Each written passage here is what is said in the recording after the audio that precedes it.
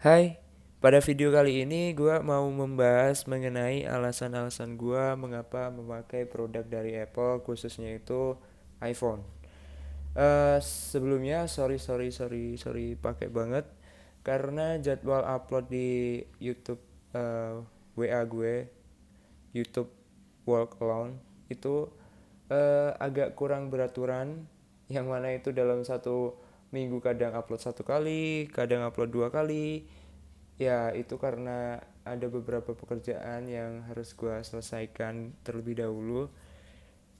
Ya, kerjaan yang gak jelas lah intinya. Dan baru kali ini ada waktu buat bikin video lagi. Setelah sebelumnya itu upload mengenai perbandingan cas iPhone yang KW dengan cas iPhone yang original langsung dari Apple-nya.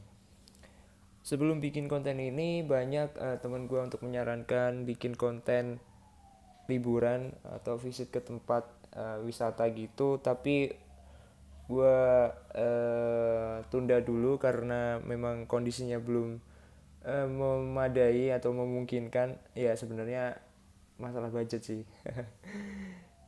Nah, akhirnya gue tunda dulu sampai keadaannya itu memungkinkan untuk membuat konten liburan. Nah, tanpa banyak bacot lagi, langsung aja lah kita masuk ke pembahasan kenapa gue memakai produk dari Apple ini.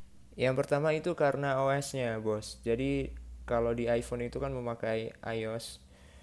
Eh, di iOS itu sangat beda dengan OS yang ada di Android, karena dalam iOS itu bakal di support selama 5 tahun sejak awal peluncuran iPhone itu sendiri. Itulah kenapa gue memakai iPhone ini sebagai daily driver.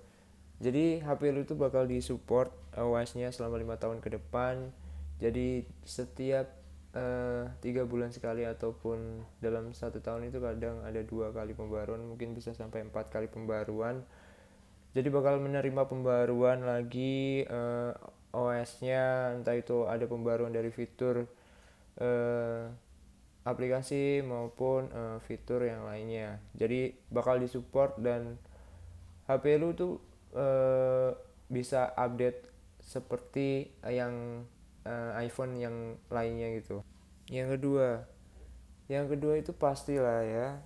Semua orang kalau pakai iPhone itu yang dikejar, kalau dari orang-orang itu yang pertama mungkin dari kameranya. Tapi untuk kamera gue tempatin yang kedua karena um, menurut gua OS itu lebih penting daripada kameranya, karena dalam menjalankan smartphone itu kan utamanya ada di OS-nya itu.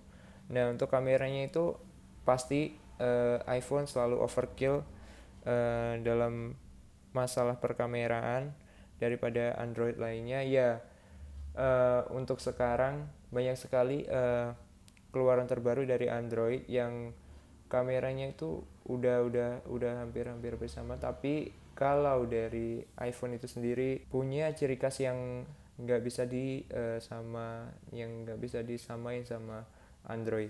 Itulah kenapa si iPhone ini itu banyak diminati.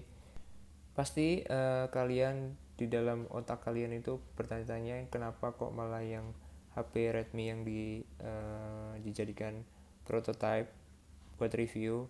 Ya karena HP iPhone gue cuma satu, ya akhirnya kayak gini, buat kayak gini. Ya anggap aja ini iPhone 13 gitu ya. Oke, yang ketiga itu lebih ke hardware-nya, yaitu RAM. Yang mana itu yang dimiliki iPhone itu kecil daripada Android untuk ukuran RAM-nya itu ya, ukuran memori RAM-nya. Kalau di iPhone itu cuma 3 GB, mungkin di harga yang sama di Android itu RAM-nya udah sampai 8 GB, mungkin bisa sampai 12 mungkin ya. Nah, yang gue kagumin ya dari proses proses manage manage program aplikasinya dari Apple itu sendiri dengan RAM yang sedikit dapat efisien untuk memproses semua program yang berjalan di HP itu sendiri. Itu yang ngebuat HP dari iPhone itu punya value yang sangat beda sekali, sehingga bisa membuat HP ini tuh menjadi HP yang kenceng pada kelasnya. Yang keempat, kenapa gue memakai iPhone?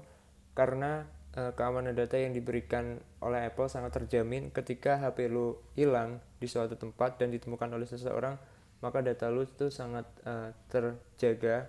Karena ketika orang itu mau membuka HP lu, karena dia tidak tahu iCloud lu, jadi semua data itu bakal terjaga otomatis dan akan tersimpan di iCloud. Ketika orang itu salah memasukkan password sebanyak 3 kali, iPhone lu bakal masuk di mode loss, atau data yang ada di iPhone bakal terhapus dan lu masih bisa buka datanya di iCloud.